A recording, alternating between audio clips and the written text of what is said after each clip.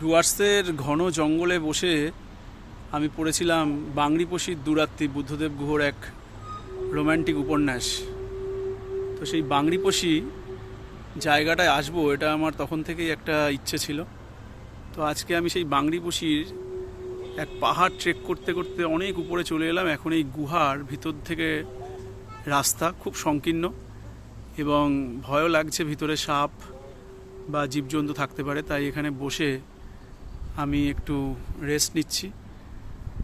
এই পাহাড় জঙ্গল বাংরিপোষির যে প্রাকৃতিক সৌন্দর্য অসাধারণ। মানে এখানে যেহেতু এটা উড়িষ্যা গভর্নমেন্টের অধীনস্থ, তাই এখানে জীবজন্তু প্রকৃতির প্রতি একটা অন্যরকম গুরুত্ব সরকারের আছে। এটা আমি আগেও দেখেছি উড়িষ্যা সরকারের।